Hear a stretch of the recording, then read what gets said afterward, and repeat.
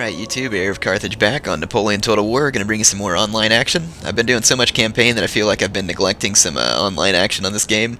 And truth be told, I only win about probably 50% of my games online. Well, I say that. I win more than 50% in unranked matches, and I win about 50% in ranked matches. And this is another ranked match, much like the other one. I decided to play some ranked matches, but I'm careful about how I do so. I either host it so I can make sure that there's not ridiculous rules. That last game I did not host. I joined that last battle where I showed you me playing as Spain against Prussia. This battle I hosted, and I decided to play as France because I haven't played as France in a long time. I have 6 units of Cav. 3 of them are the Chevaux de Guerre Lancers, and then I have 3 Chasseurs à Cheval.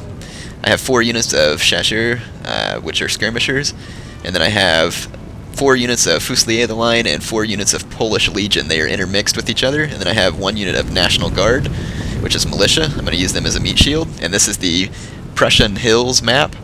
And the main feature is this one dominant hill.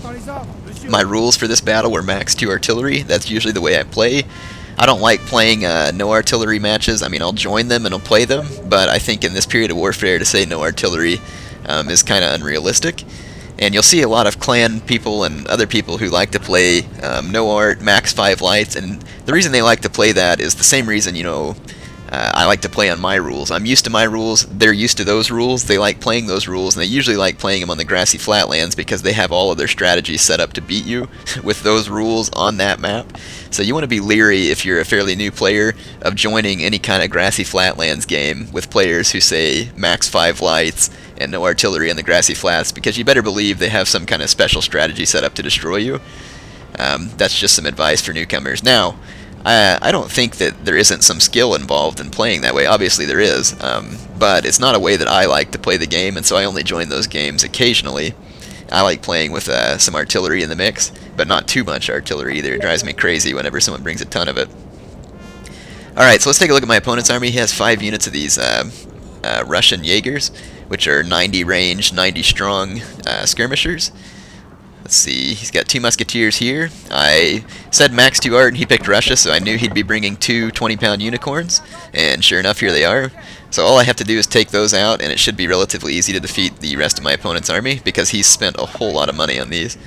Here he's got some more musketeers, so that makes 3 altogether. 2 more here makes 5. Make sure they're both, yeah, and then 1 more on the flank. So he's got 6 musketeers, 5 lights, 2 long-range 20-pound unicorns, 3 units of hussars for his cavalry, which was a mistake, and then his general right here is Mikhail Kutuzov. So I captured the hill early, just in case my opponent was going to rush. My opponent, of course, didn't rush, though. He brought these artillery.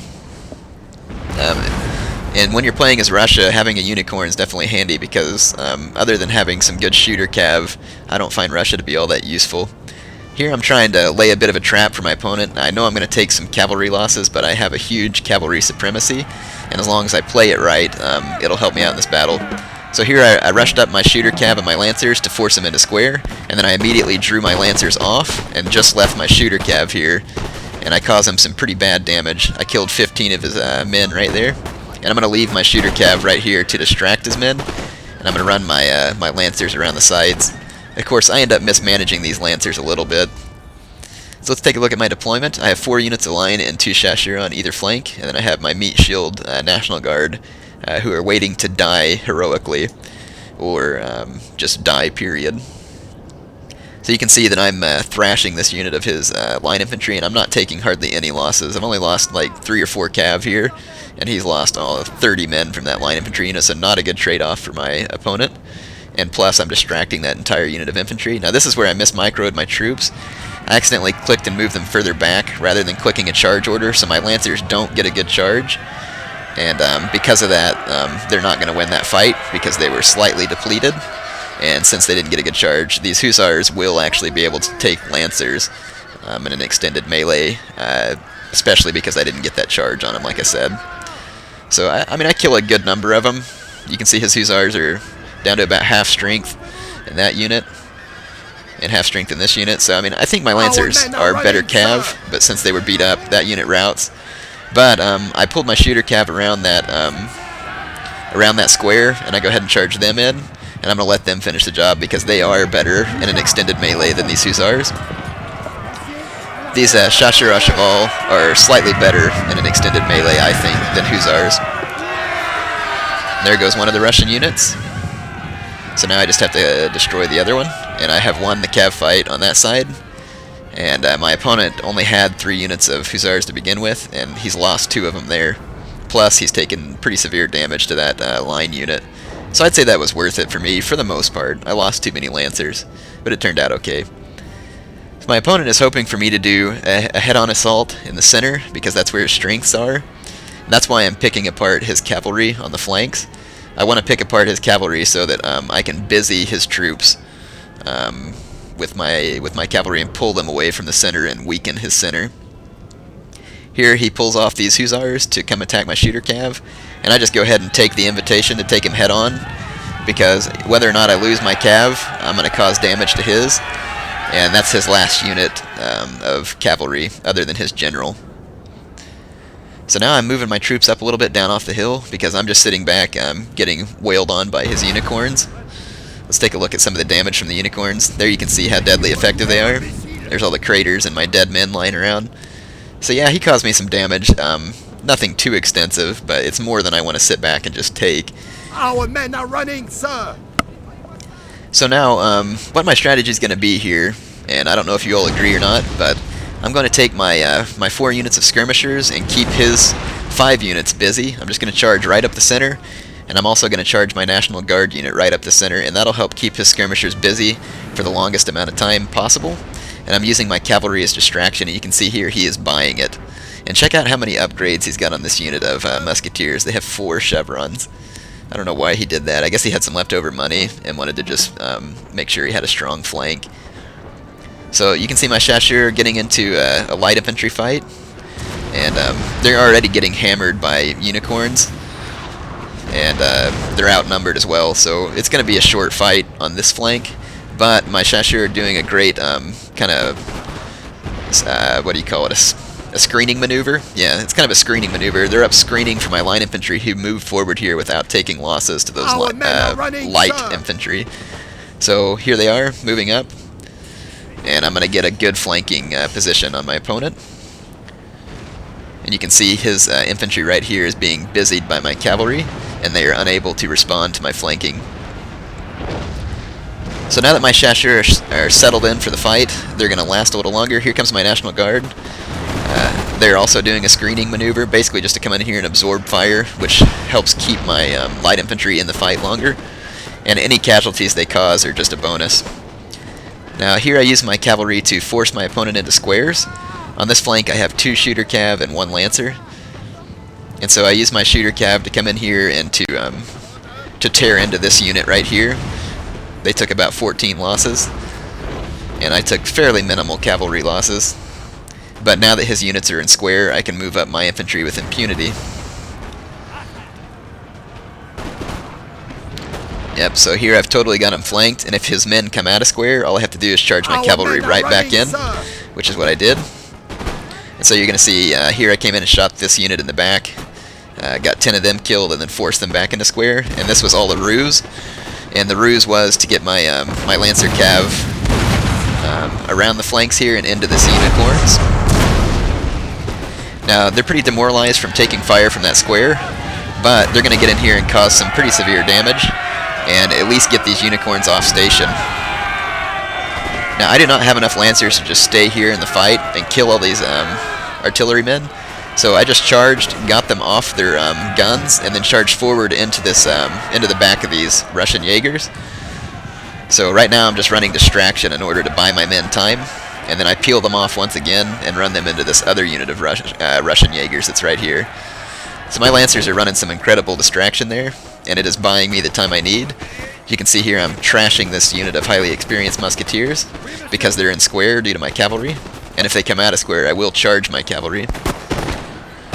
So you can see the horses. So my opponent's unicorns are now stationary at best, and he did go ahead and reman them, but you can see that they've lost a lot of men, and my Lancers are still running back and are going to cause these guys issues. So they kept them distracted for long enough for me to complete my flanking maneuver. Now I am taking heavy losses because this is such an aggressive push, but my opponent doesn't have enough troops to fend this off for very long. Now he is using his general pretty intelligently here to get the morale of his men up. Here I caught his cavalry on a square, and I'm bringing up some other troops to support this flank where I've lost one unit of line infantry. And here's my shooter cavalry, which is having a great time in this battle, causing the enemy a lot of damage and keeping them in square.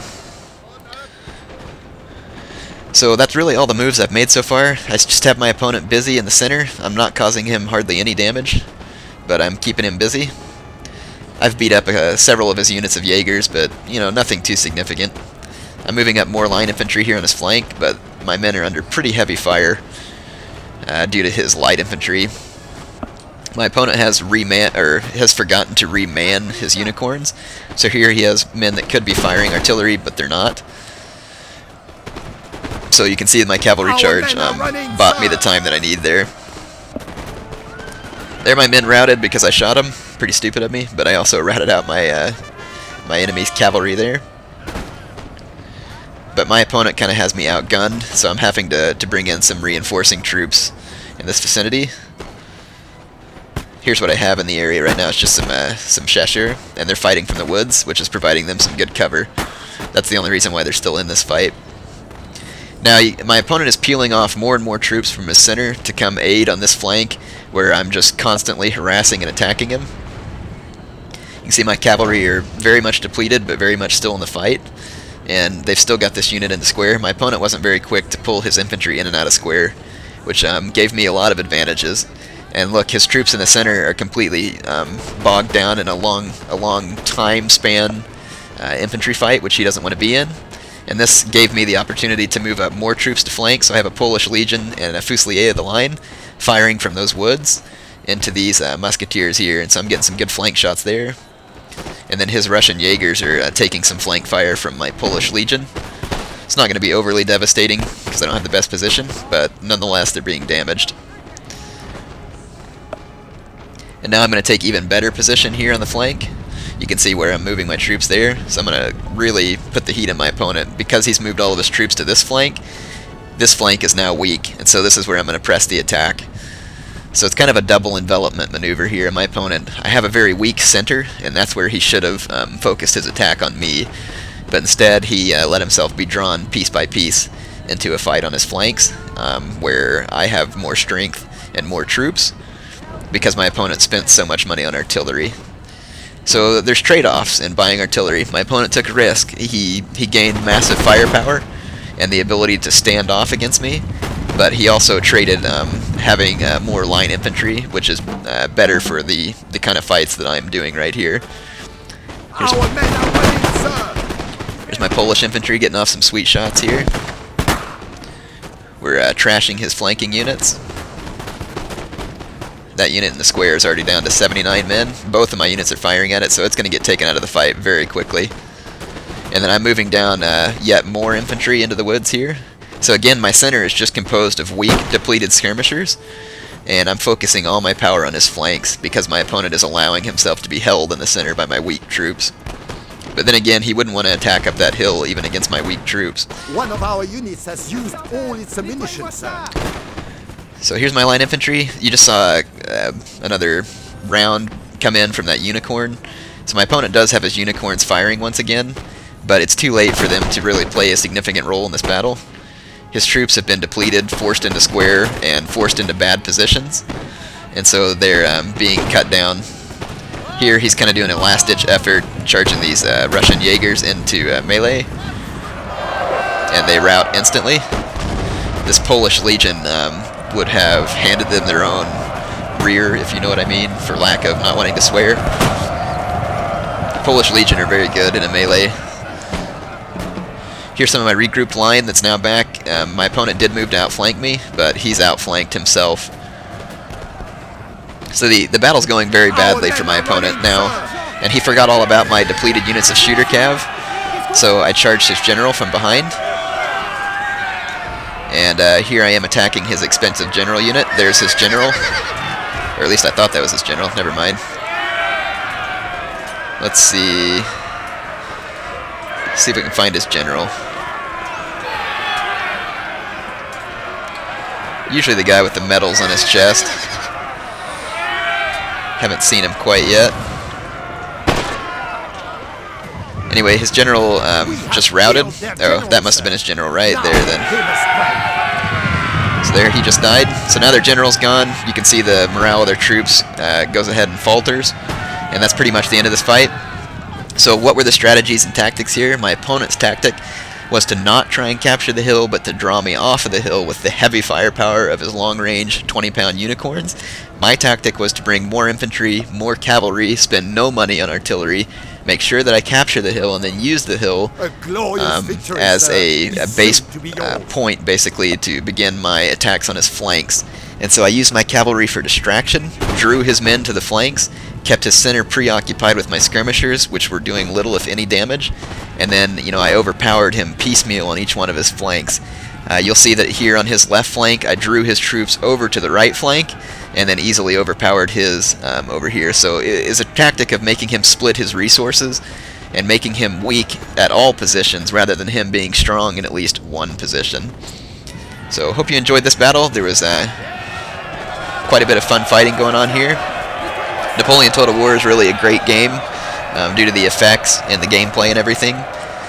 And hope you enjoyed these battles. I will bring you more in the future. As far as what I'm going to do next, as far as campaigns, since Shogun Total War comes out soon, I'm going to focus mainly on a longer campaign on that game. What I will do, though, is I will make some quick 1 or 2 videos on different Rome Total War or Napoleon or Empire Total War campaigns. And it'll kind of be like, how do you get started and how do you finish it? Actually, I might actually do a short Empire campaign, since they have short ones. And then I think on the Rome Total War, all you people are asking me about these different campaigns you'd like to see me play. I think what I'll do is just do, like I said, show you the first few turns and give you my advice on how to get started on that campaign, as I don't have the time to play an entire campaign. Anyway, there's the unit statistics. Good game to my opponent. And again, that was another ranked battle.